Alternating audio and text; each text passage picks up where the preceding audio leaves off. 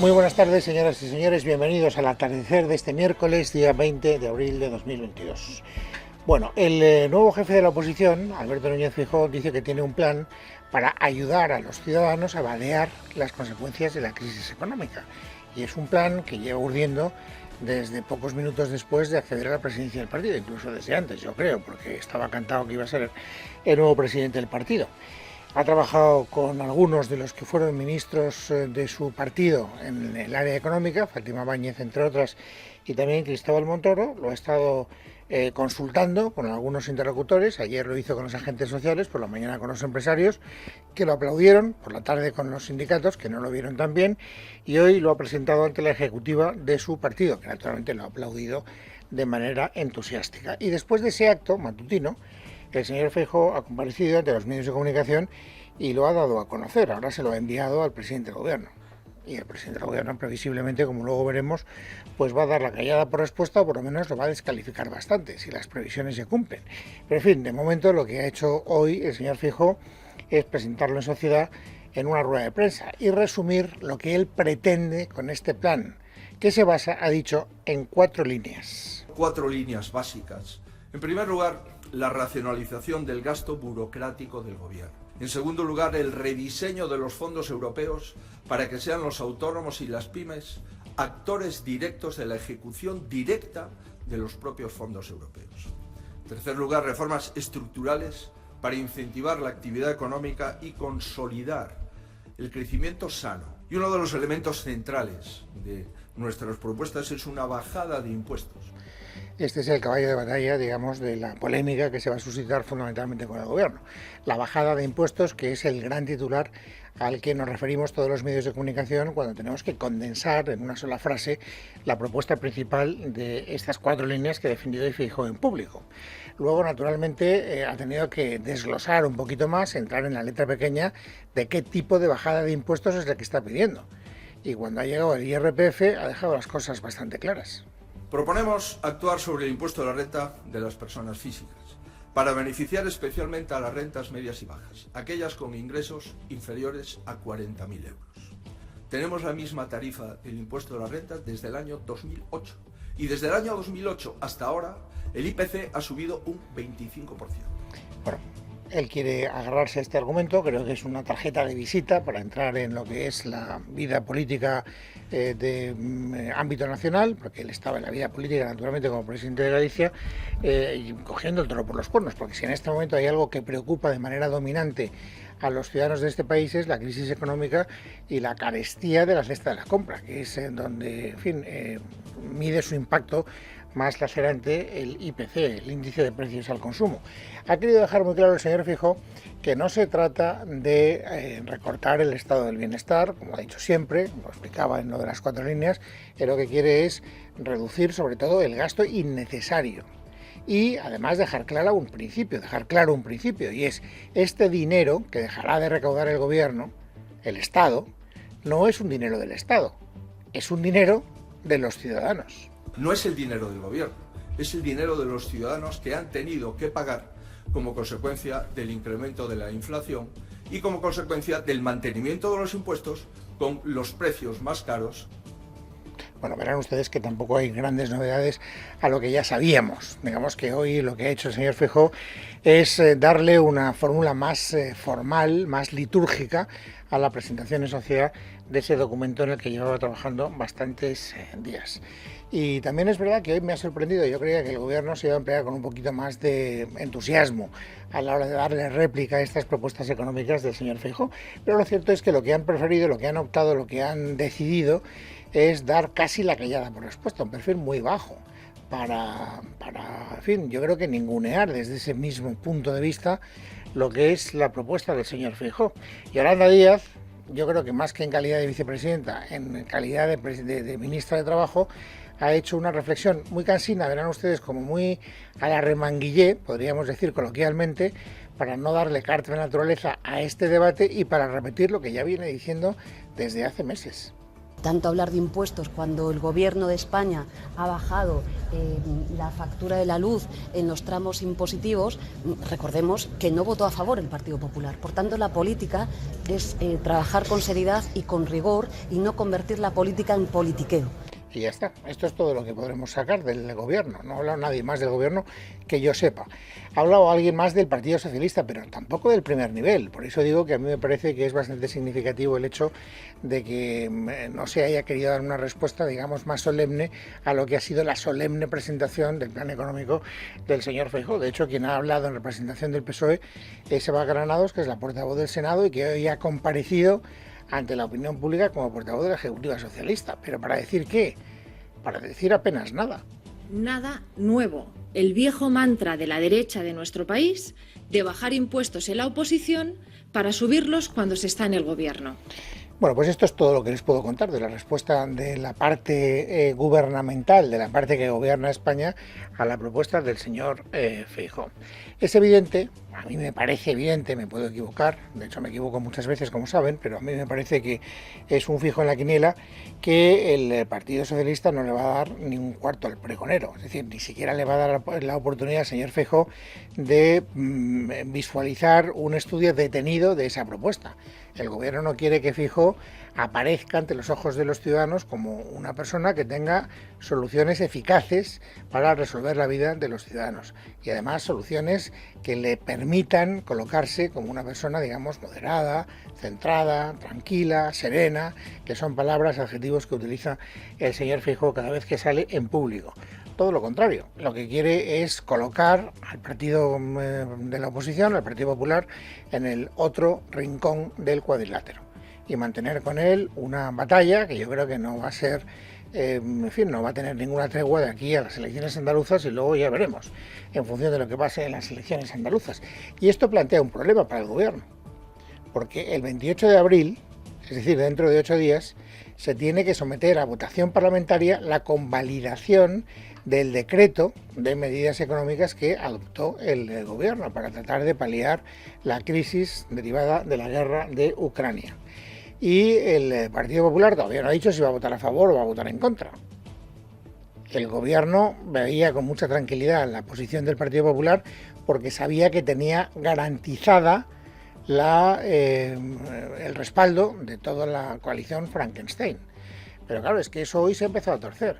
El Partido Popular no lo va a tener fácil, porque claro, si el gobierno desprecia de esta manera tan olímpica las propuestas del señor Feijóo, ¿qué va a hacer el señor Feijóo?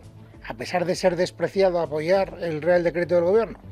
Pues no sé lo que hará el señor Feijóo, pero así como mucha lógica aparente, no parece que tenga esa opción.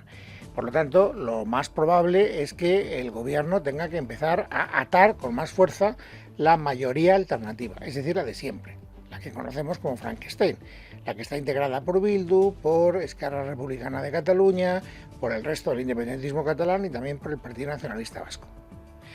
¿Dónde ha surgido el problema? El problema ha surgido no desde el punto de vista de la política económica, sino desde el momento en que trascendió, en que fue un dato conocido, que los independentistas catalanes habían sido espiados, se supone que por el Estado español a través de un programa informático que se llama Pegasus y que tiene un origen de marca israelí y que sus fabricantes solo venden a estados. Por eso la lógica pretende establecer esa especie de silogismo. Claro, si este es un sistema que solo tienen los estados y han sido los independentistas catalanes los investigados, los espiados por este sistema, ¿qué estado tiene interés en espiar a los independentistas catalanes? Naturalmente el Estado español.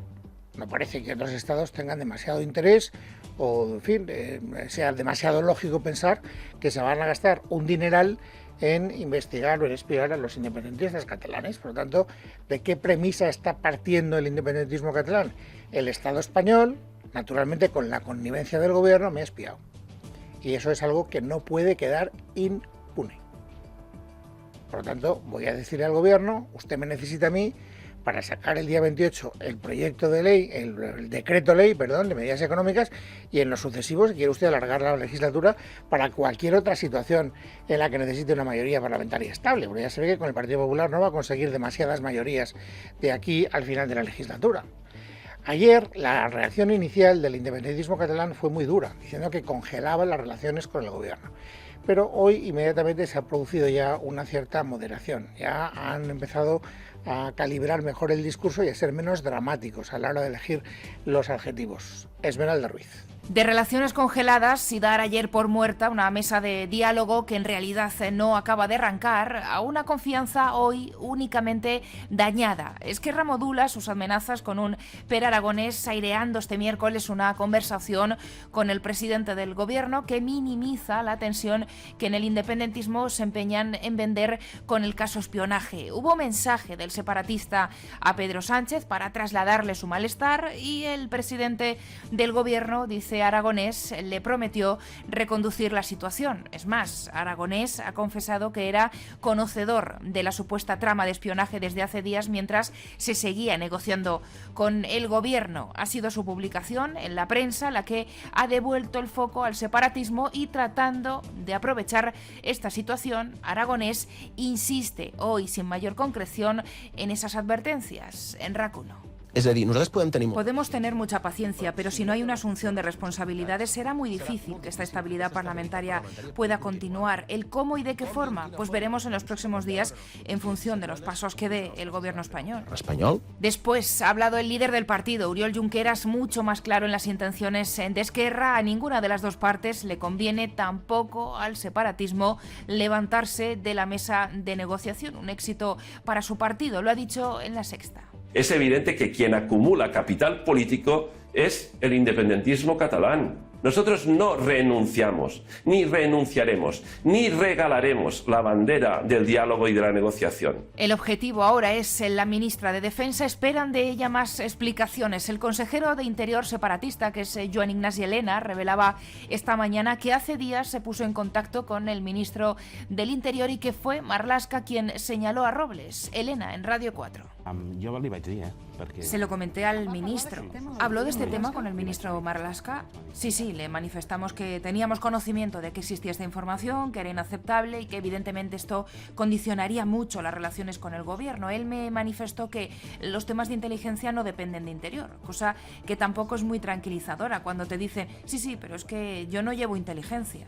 No porta inteligencia. Mañana habrá viaje a Madrid del presidente aragonés. Se reunirá con los diputados separatistas, también con Bildu, para perfilar una estrategia de presión conjunta en el Congreso. Esquerra, Bildu, Junts, PDeCAT, la CUP, BNG, Unidas Podemos, Más País, PNV y Compromís acaban de registrar una petición de comisión de investigación en la Cámara Baja.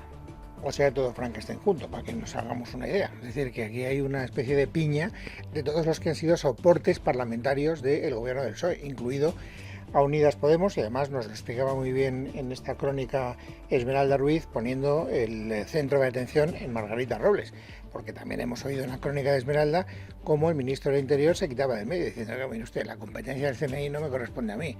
Miren ustedes a la ministra de Defensa, que es Margarita Robles, y es la que está en este momento en el punto de mira de los independentistas. Esta mañana, en las muchas comparecencias que han hecho algunos de ellos en las televisiones, en las radios, en RAC 1, por ejemplo, etcétera, han dicho que hasta ahora, en las explicaciones que ha dado Margarita Robles, no les han satisfecho en absoluto. Y Margarita Robles ha seguido contando cosas. Ha estado en Televisión Española esta mañana, ha hablado naturalmente de esta cuestión, porque es la gran cuestión política de las últimas horas, y ha dejado clara un par de cosas que a mí, hasta cierto punto, fíjense, me parecen contradictorias. Por una parte dice Margarita Robles, oiga, si se han anunciado muchas querellas, adelante con la investigación. El gobierno colaborará todo lo que esté en su mano para que esa investigación se produzca hasta sus últimas consecuencias. Colaboración máxima con la justicia. Yo he oído que se van a poner todo tipo de querellas, que se pongan, para eso están los tribunales. Y ahí se encontrará al gobierno colaborando en todo con la justicia. Porque le vuelvo a decir, el cumplimiento de la legalidad ha sido total y absoluto. Colaborando en todo con la justicia. ¿Pero eso es posible cuando hablamos del CNI? ¿Es posible una colaboración total? Fíjense la reflexión que en esa misma entrevista hacía Margarita Robles. El Centro Nacional de Inteligencia tiene una limitación. Esa limitación por ley es que todo lo que hace referencia al CNI es secreto. Y por lo tanto es muy fácil imputarle al CNI determinadas actuaciones porque saben que el CNI no se puede defender ni decir una cosa u otra. O sea que si el CNI no se puede defender, vamos a poder asistir a una negociación transparente hasta las últimas consecuencias. Este es el punto que a mí me suscita esa aparente contradicción. No termino de entender muy bien cómo es compatible una afirmación y la otra, pero bueno, insisto en que Margarita Robles sabe más que yo y seguro que habrá alguna, digamos, explicación a esa contradicción aparente. Mientras tanto, el Partido Socialista y también Unidas Podemos, es decir, el soporte del gobierno de Sánchez, han tenido respuestas parecidas pero no exactas. Y a mí me parece que aquí los detalles son bastante interesantes.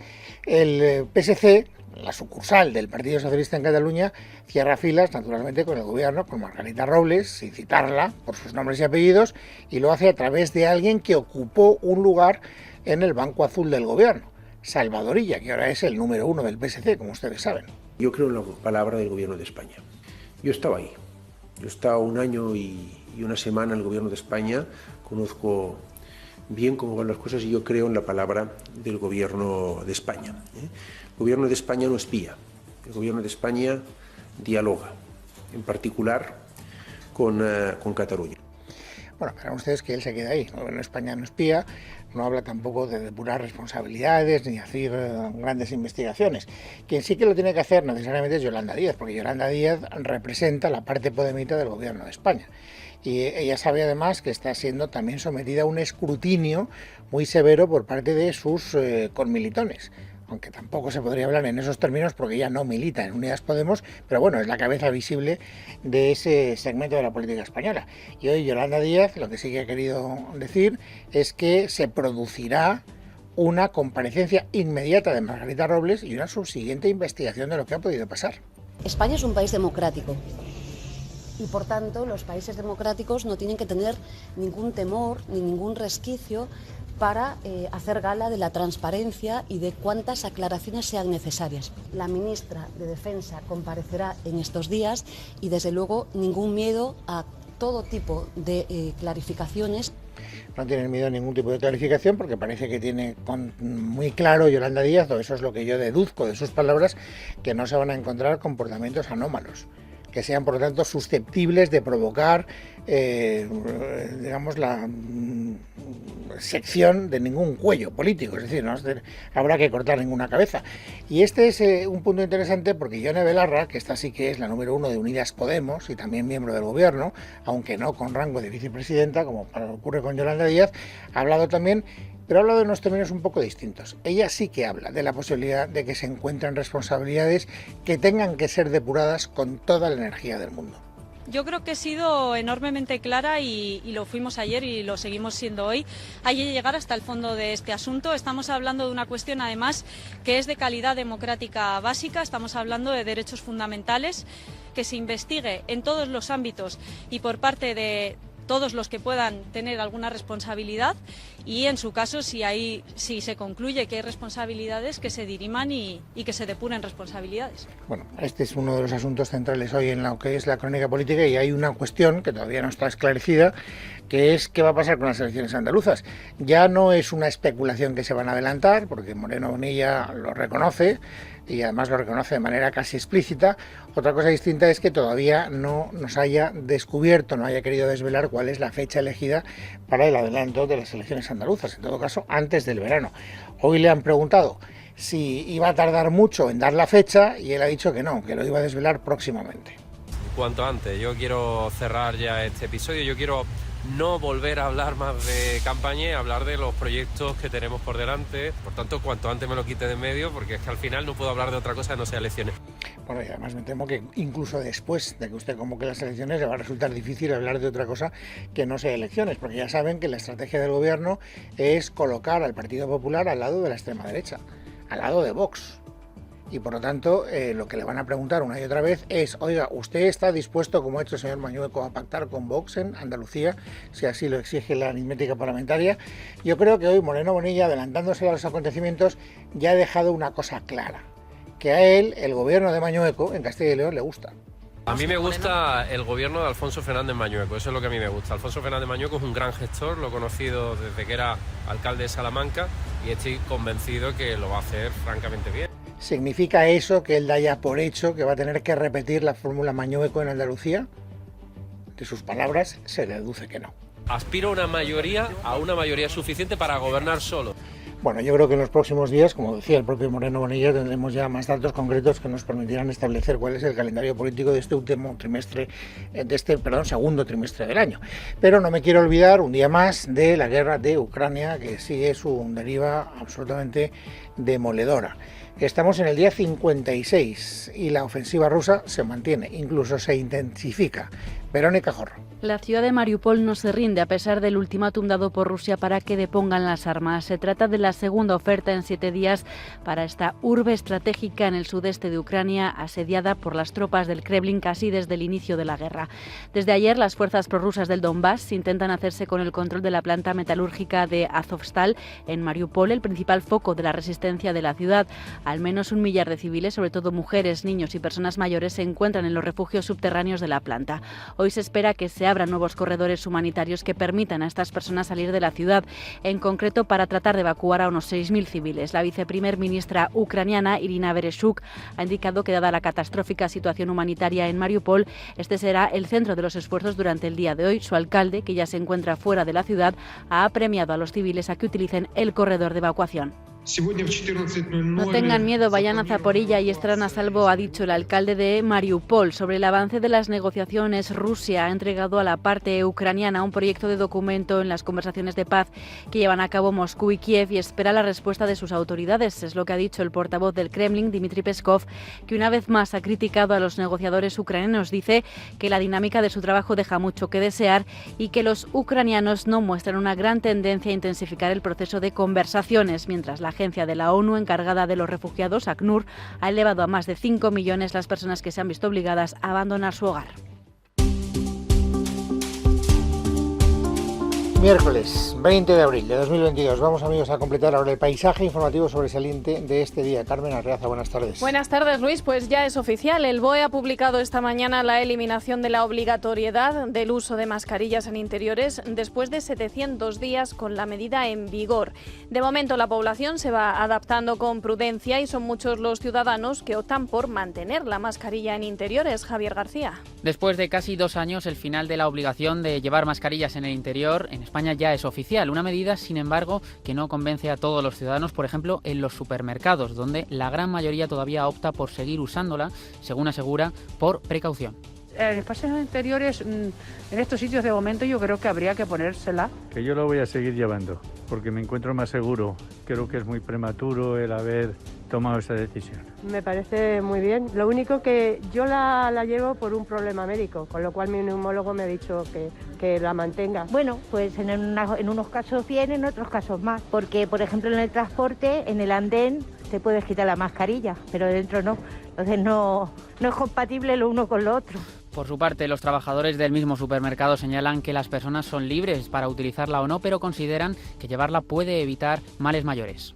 Sí, ya se permite ya dentro de los comercios. Hombre, cada uno es libre de hacer lo que quiera. Por precaución yo creo que evita males mayores. O sea que yo trabajo más a gusto ahora mismo así. Aunque en el entorno laboral tampoco es obligatorio, los servicios de prevención de cada empresa podrán imponer su obligatoriedad. Una de ellas, que ha decidido mantener la mascarilla en el interior, es SEAT, donde los 15.000 empleados deberán seguir usándola. Además, tanto los comercios como cines, teatros, bares o restaurantes podrán seguir exigiendo su uso basándose en su derecho de admisión. Gracias, Javier. Como nos contaba, las mayores dudas surgen en el ámbito laboral, donde las empresas tienen que decidir si imponen la mascarilla o no. Hoy la ministra de Sanidad, Carolina Darias, recordaba en Onda Cero cuál es la norma general. La norma general es que no son obligatorias, salvo que haya una evaluación de los riesgos del puesto de trabajo y en consonancia, como siempre ha sucedido, porque no es de ahora. Si ustedes van, por ejemplo, a la Ley 2/21, que ya es una ley, digamos, que tiene su recorrido, el artículo 7, cuando habla de centros de trabajo, habla de prevención, de los servicios de prevención, porque además tenemos normativa aplicable sobre los riesgos laborales. Por otro lado, Carolina Darias ha defendido este miércoles las compras de material sanitario por parte del Ejecutivo como respuesta a las declaraciones de Alberto Núñez Feijóo, afirmando que el Gobierno no es quien para dar lecciones al Ayuntamiento de Madrid tras el caso de los comisionistas Luceño y Medina. Por su parte, el alcalde Martínez Almeida ha afirmado no tener nada más que hablar sobre este asunto. Hubieron yates de lujo, hubieron coches de alta gama, hubieron comisionistas, hubieron muchas cosas. Por tanto, sin dar lecciones a nadie y respetando, por supuesto, a la autoridad judicial que está instruyendo el caso y la confianza en las personas que están concernidas, yo creo que la diferencia es abismal. No hay ningún tipo de irregularidad en las actuaciones llevadas a cabo por el Ayuntamiento de Madrid. Por tanto, yo ya no tengo nada más que comentar al respecto. He hablado los últimos 10 días, he dado absolutamente todas las explicaciones. Ha habido una investigación de la Fiscalía que concluye que el Ayuntamiento de Madrid no tiene ninguna irregularidad. Sepan también que la ministra de Igualdad, Irene Montero, ha asegurado este miércoles que no ve ninguna sorpresa en el informe sobre el anteproyecto de ley para la igualdad para las personas trans, redactado por el Consejo General del Poder Judicial y aprobado por unanimidad. El organismo se muestra crítico con algunos puntos que consideran contradicen el derecho de igualdad de la Constitución. Vamos a esperar a tener ese informe del Consejo General del Poder Judicial y, como hacemos siempre desde el Gobierno, todas las aportaciones constructivas serán tenidas en cuenta. Ahora, si me pregunta si me sorprendería que el Consejo General del Poder Judicial se oponga y manifieste su oposición a una ley feminista, pues no me sorprendería. Lo que me sorprendería es lo contrario. Cuando aprobamos en España la ley de matrimonio igualitario, el Consejo General del Poder Judicial dijo que sería lo mismo que casar a una persona con un animal. Siempre se han opuesto a todas las leyes feministas. Cambiamos de asunto. La Asociación de Fiscales ha denunciado ante la Comisión Europea el mecanismo para ascender a Dolores Delgado una vez cese como fiscal general del Estado. Miguel Ángel Pérez. La mayoritaria Asociación de Fiscales AF ha remitido una carta al comisario europeo de Justicia Didier Reynders y a la vicepresidenta de la Unión Europea, trasladando su honda preocupación por la enmienda del Partido Socialista por derivarse mecanismos que nada se compadecen con las recomendaciones que desde el Grupo de Estados contra la Corrupción Greco y la propia Comisión se vienen haciendo a España con el objeto de potenciar la independencia del Ministerio Fiscal, someter las relaciones entre este y el Gobierno a los principios de publicidad y transparencia y desligar el nombramiento del fiscal general del Estado de decisiones puramente partidistas.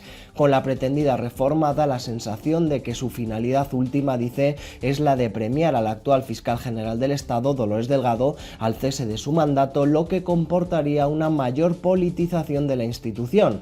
Con la carta remitida, añade, la Asociación de Fiscales se ruega a la alta institución europea que tome conocimiento de la reforma proyectada, llamar su atención sobre el riesgo que la misma supone para el Estado de Derecho, adoptando en su caso las medidas que entienda oportunas para evitar el menoscabo de la independencia del Ministerio Fiscal y de su imparcialidad como pieza clave en todo sistema democrático. Gracias, Miguel Ángel. Y no se marchen porque enseguida les daremos todos los detalles de la comparecencia del presidente de la Real Federación Española de Fútbol, Luis Rubiales, que tras las revelaciones del Confidencial sobre el cobro de comisiones por celebrar la Supercopa en Arabia Saudí, ha afirmado que pocas o ninguna de las informaciones son ciertas. Rubiales ha defendido que se hizo una gestión correcta con Cosmos, la empresa de Gerard Piqué.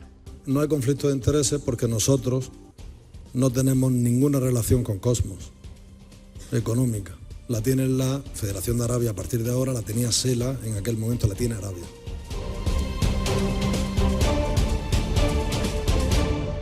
En casa de Herrero, Es Radio.